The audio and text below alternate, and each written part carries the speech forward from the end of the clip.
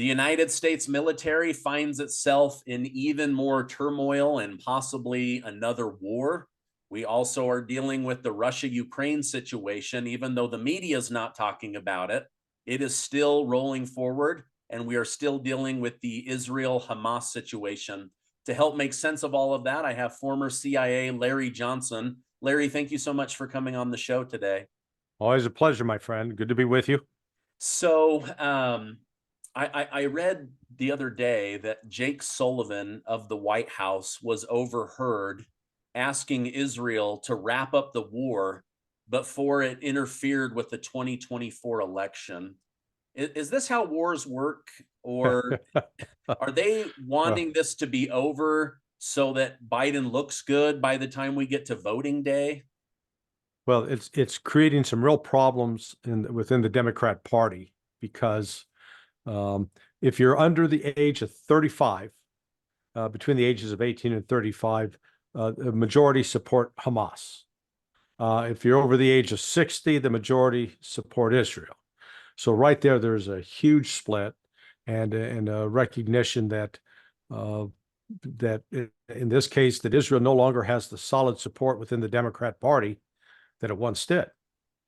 And a lot of the folks who are associated with the Black Lives Matter movement as well are lining up and siding with the Palestinians. Israel's not helping itself because it continues to, kill primarily civilians, and it's not just being reckless. It's a deliberate policy, as we've seen, because the other day, 3 Israeli hostages, they all had served in the Israeli military, got free from their Hamas captors and came out of a building. They'd taken their shirts off because they knew, they already knew what they were up against with their own soldiers. And all 3 were shot and killed by 2 different soldiers, 2 different Israelis. Now, I've taught firearms, and what you teach people is if you are threatened and if you see somebody with a firearm that's can threaten you, yeah, you can shoot them, particularly in the military. That'd be the rule of engagement. But when you've got people who are unarmed surrendering and you shoot them, and it turns out it's your own guys, well, then that couples with, 2 days later, 2 elderly women, well, one in her 60, and then she was with her mother who's in her 80. They're Palestinian Christians. They were going into a Catholic church there in Gaza, in the Gaza Strip. They were shot by an Israeli sniper. So what you have here is the Israeli military is undisciplined, poorly trained, and poorly led. And they're like a free-for-all, killing civilians. And so this is creating some real political problems for the Biden administration, not just domestically, but internationally. The outrage that's growing against Israel is significant. And that's one of the reasons Yemen is doing what Yemen's doing. It's really the only Arab country fighting back on behalf of the Palestinians right now. Okay, yeah, I want to address that because I've been reading from people that have even been fairly pro-Israel up to this point, and they're saying, okay, Israel is winning the war, but losing the PR war. Yeah. And the PR war is just as important as the actual battle and the actual outcome. And so is that kind of your belief as well? Oh, absolutely. I mean, this PR battle? This isn't a matter of how many people can you kill. This is a matter of, can you secure a victory that's going to leave you in a position where people are going to recognize you as the victor, and then basically back into polite company. That's what Israel used to be able to rely upon the Egyptians.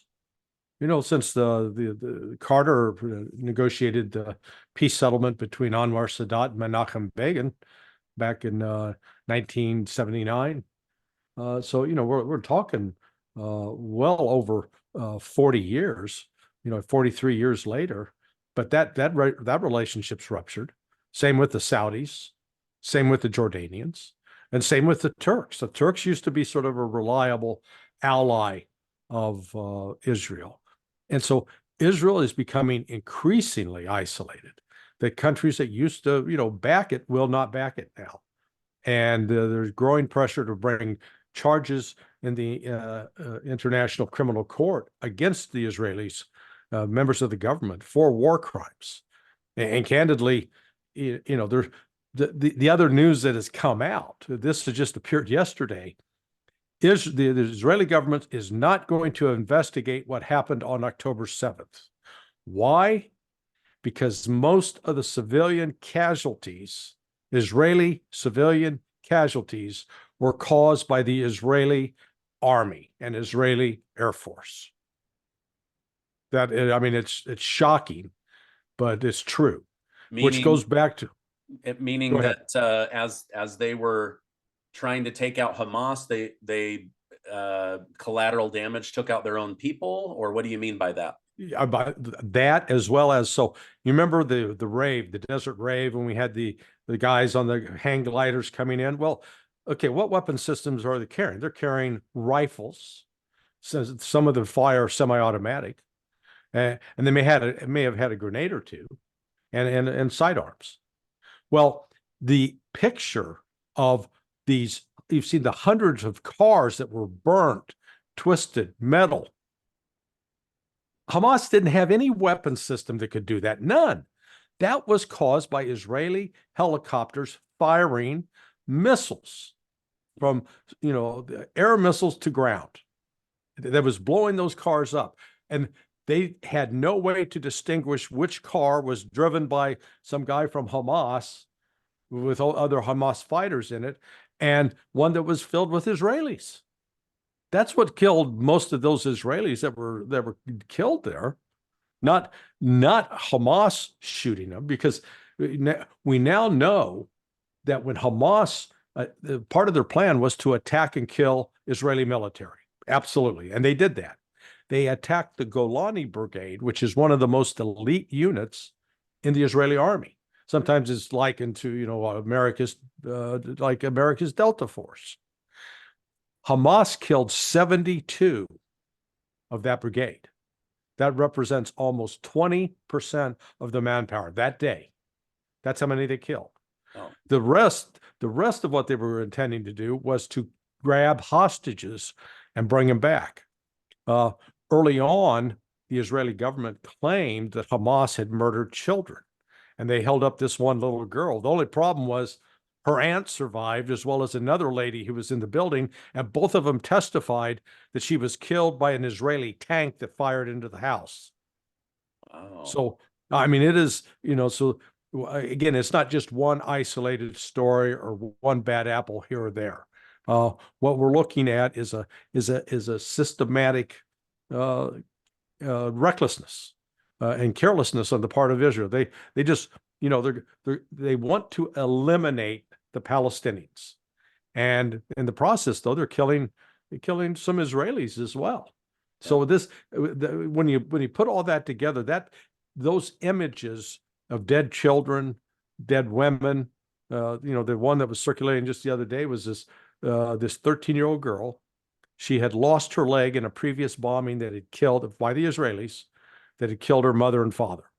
But she was now getting medical care, recovering from her wound. And then the Israelis fired a shell into the hospital, and it hit her in the head and decapitated her. So, it's horrific stuff. And those images, those stories are going out around the world. And I had a friend of mine she's Jewish. Her mother is a survivor of the Holocaust, or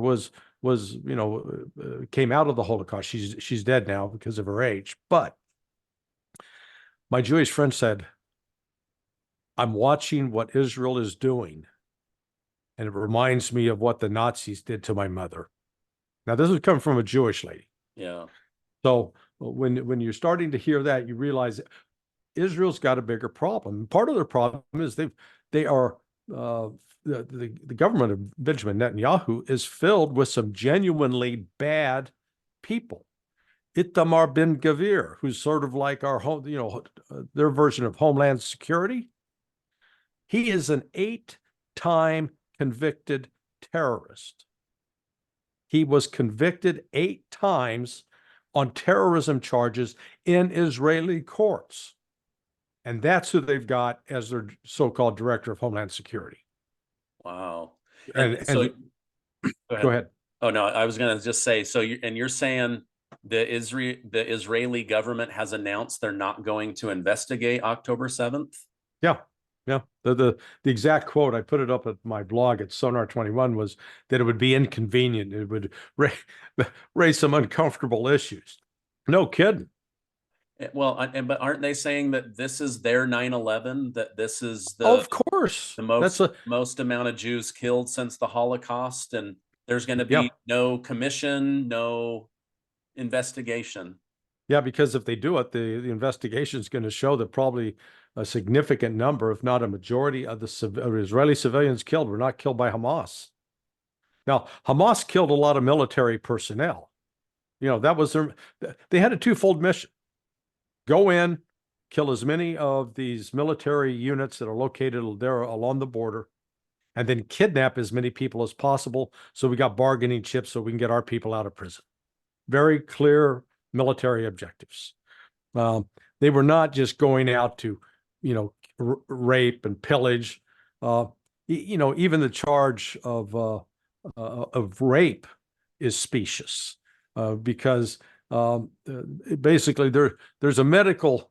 I've been told by a urologist that people that are men that are pumped full of adrenaline are not able to perform because the adrenaline sends the blood elsewhere. So if you're in the midst of combat, the idea that you're going to be aroused is questionable. But Israel came out immediately with this story. They beheaded 40 babies. And as we talked before, they never seen even one picture. Yeah. Not a single grieving grandparent ever showed up to say, oh, they killed my baby or my grandson or my granddaughter. None of that. So the Israeli government went on, they went on the propaganda patrol immediately because they had to shift the narrative. Because the truth of the matter was they were warned this was going to happen and they did not take steps to stop it. And now they're doing everything in their power to completely exterminate every Palestinian from Gaza. They're not trying to defeat Hamas. That's ridiculous. If that's the case, why are they blowing up every hospital and school and clinic? You destroy the medical care infrastructure, nobody can live there. That's the point. Coupled with the fact that they also got some of the Israeli soldiers are parts of companies that are already advertising oceanfront property for people to get in on the ground floor that's going to be based in Gaza. Wow. Benjamin Netanyahu publicly called for Mossad to take out Hamas leaders, regardless of where they were in the world. Yeah. Do you see that being a mission that will be fulfilled, or is that more, barking really loud? It's a useless, stupid mission. Let's go back to Munich, 1970.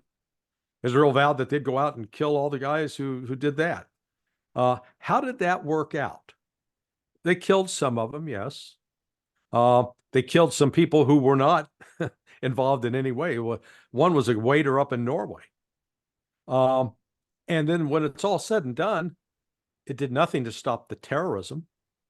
Didn't stop it at all.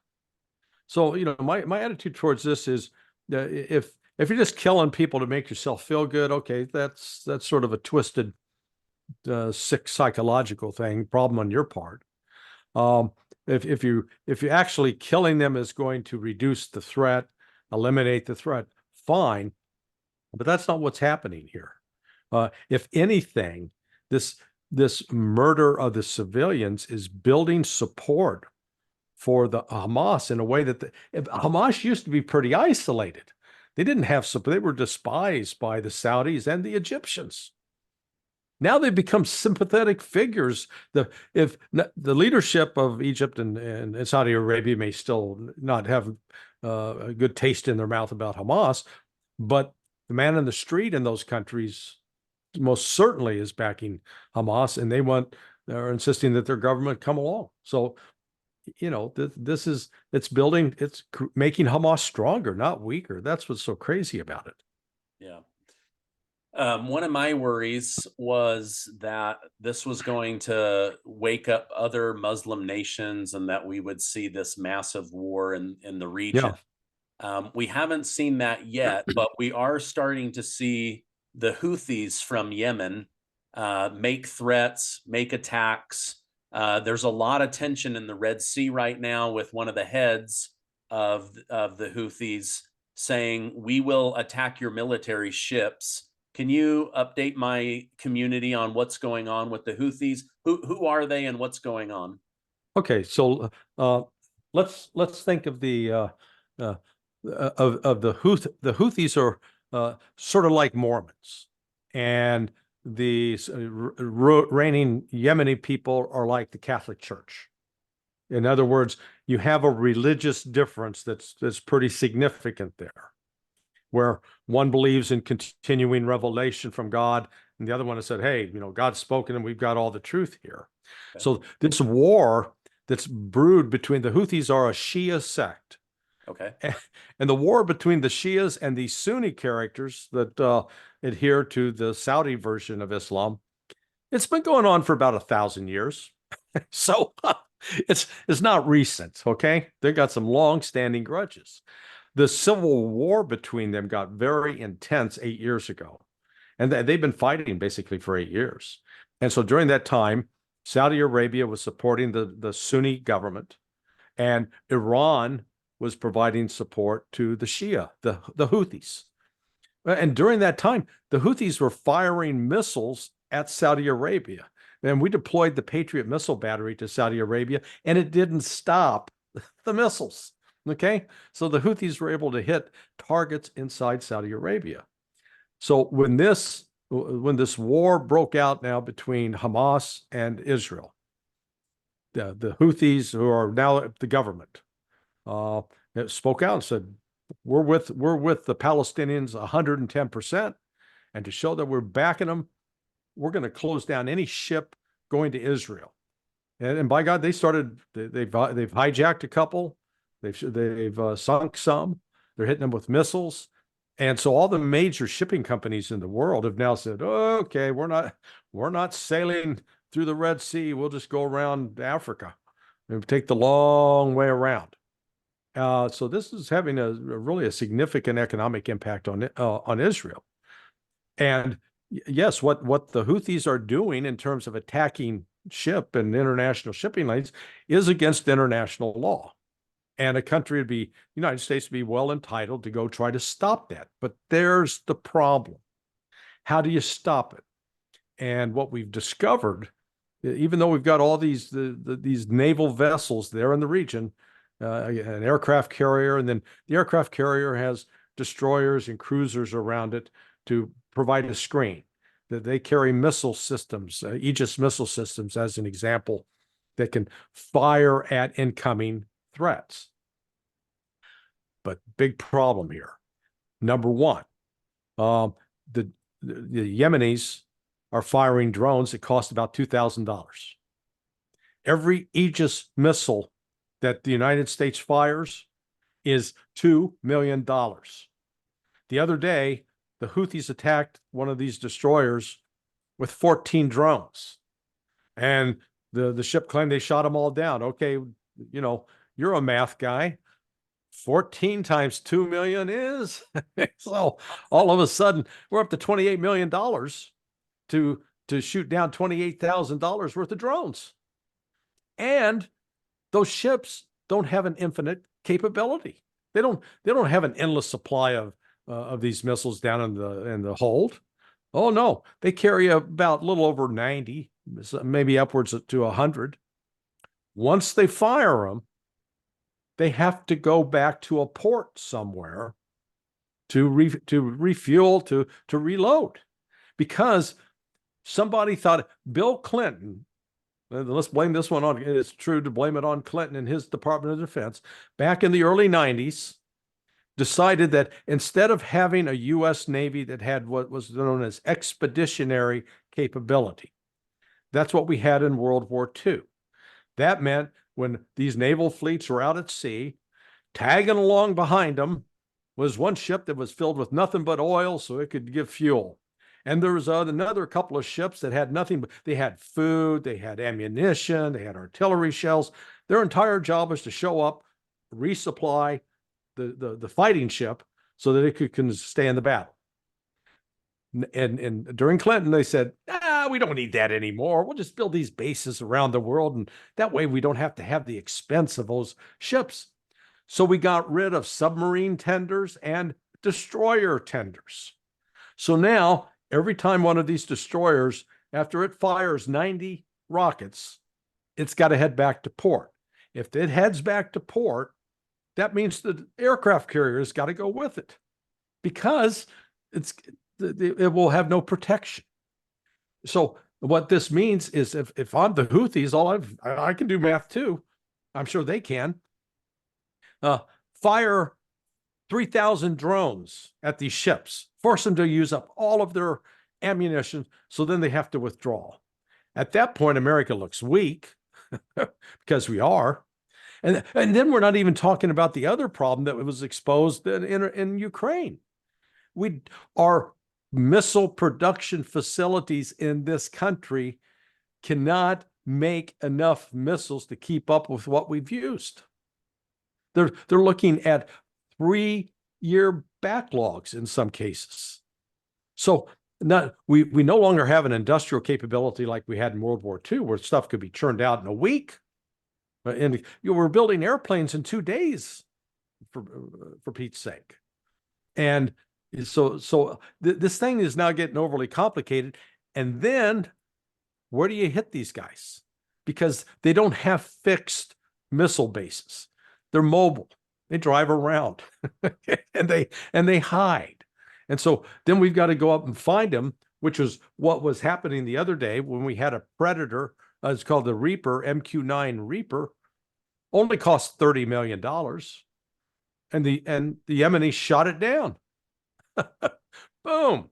Well, that was one of the things we're using to try to find out where their missiles are located. And I guess the Reaper found one, and then it got shot right up its tailpipe. Yeah, found one right in the side. Oh gosh. So we're using $30 million Reaper drones to find people that are driving $2,000 drones. This is what's interesting is it's asymmetrical warfare on the opposite side. Yeah.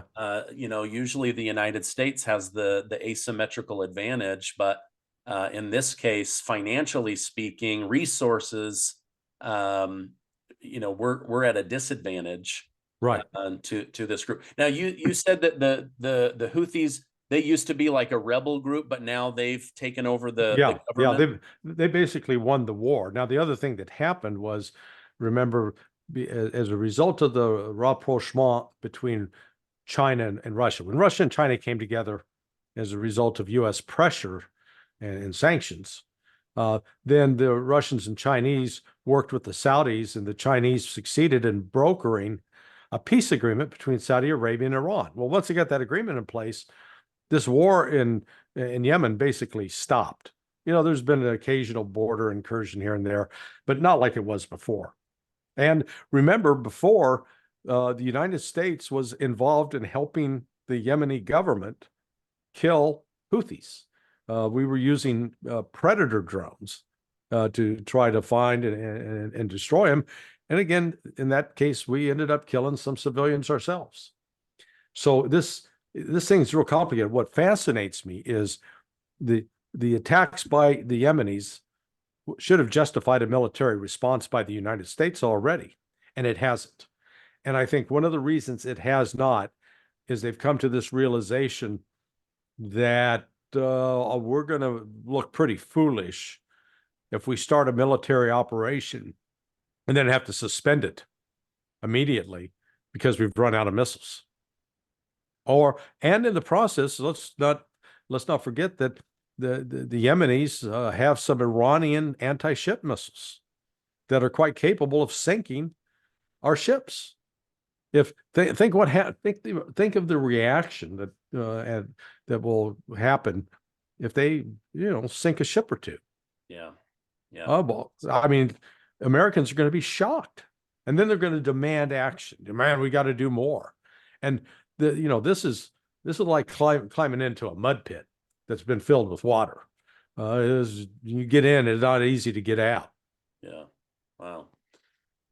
Speaking of the financial aspect of war, I read this morning that China has had an increase in trade of $150 billion because of Russia's attack on Ukraine.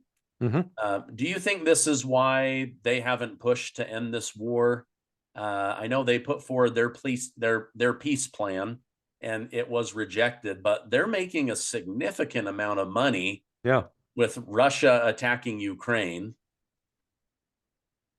What do you make of that? Is that a reason to be silent and just let your partner go after Ukraine? Well, uh, if you would have asked me that 3 weeks ago, I probably might have given a different answer. Okay. But based upon what I've just explained, is the situation with the U.S. Navy and its ability to sustain an operation off the coast of Yemen. Well, let's move that U.S. Navy fleet to China and try to pull this off.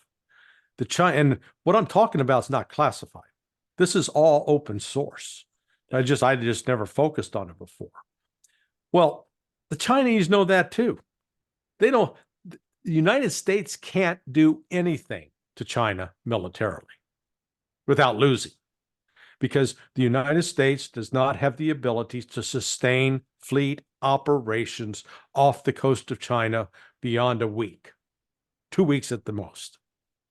That really changes the strategic picture.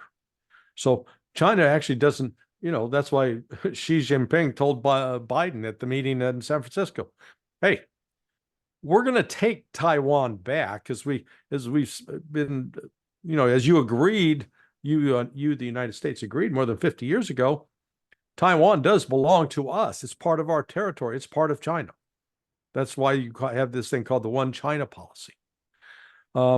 So I think what the war in Ukraine did for China and for Russia is it opened their eyes to the reality that they no longer have to be dependent on the US dollar, that they had alternatives and, in fact, could use their own currencies to wield influence around the world. So that's why one of the first deals that China cut in terms of trading in its own currency was with Brazil.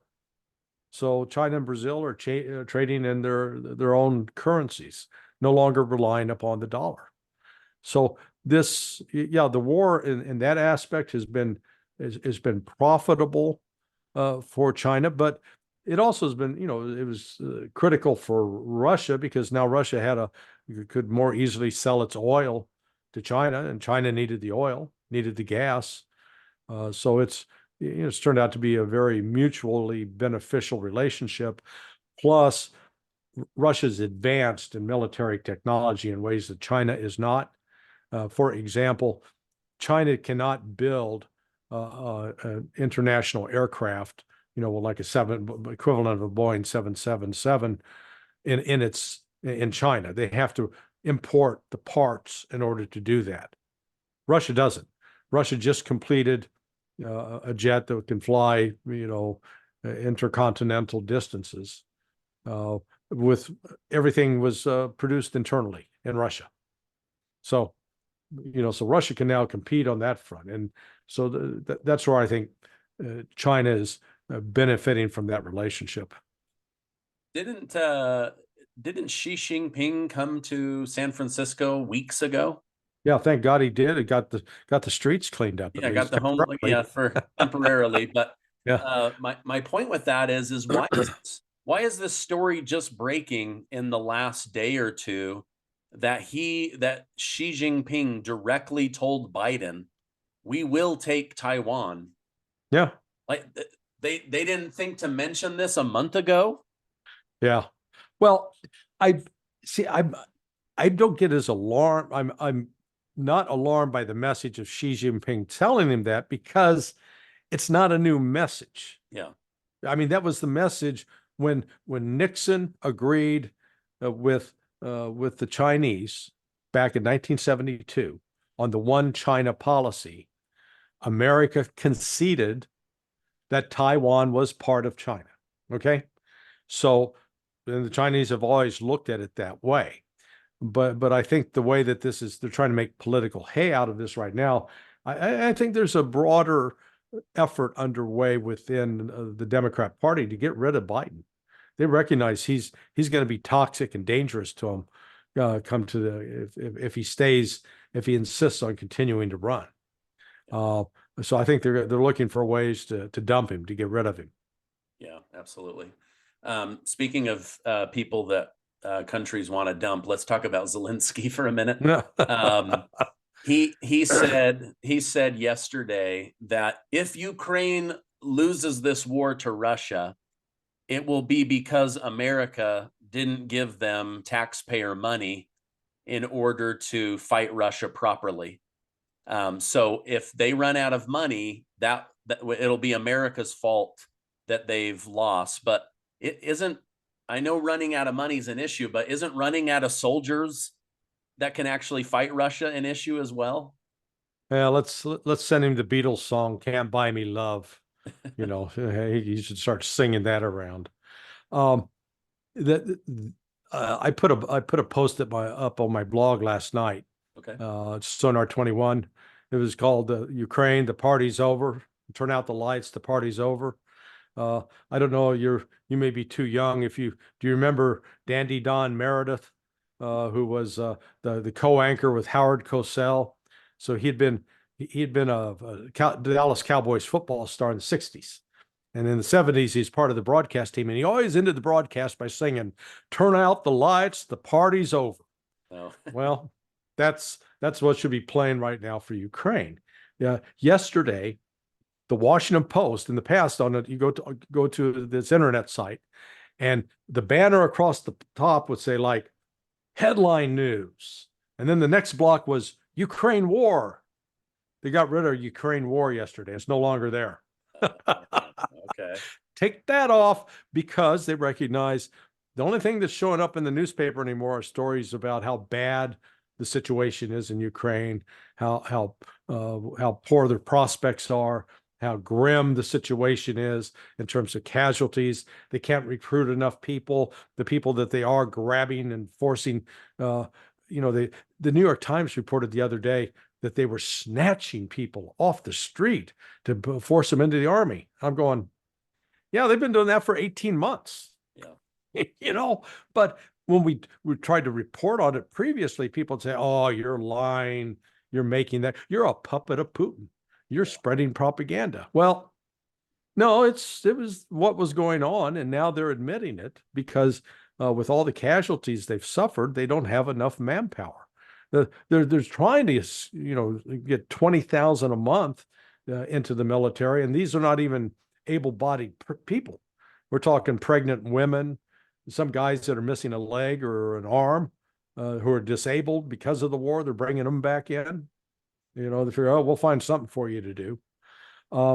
So against that whole backdrop, there are increasing signs out of the military, Ukrainian military, that they're targeting Zelensky and ignoring his orders.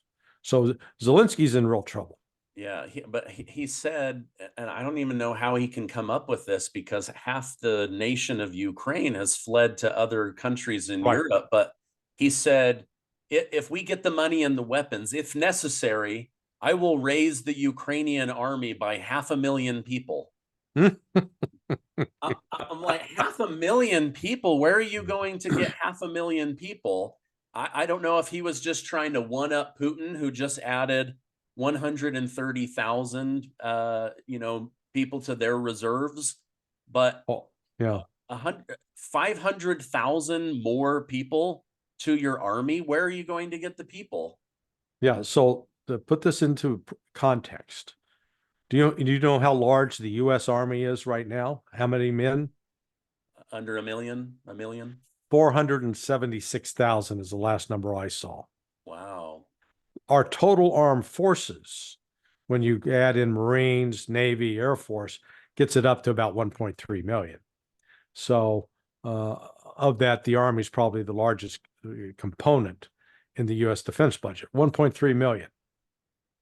You see how much trouble we're having filling recruitment goals?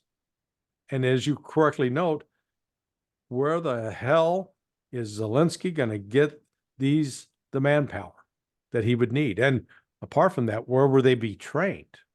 And because there's not a safe training area in Ukraine, because Russia can hit every single one of them with its hypersonic missiles.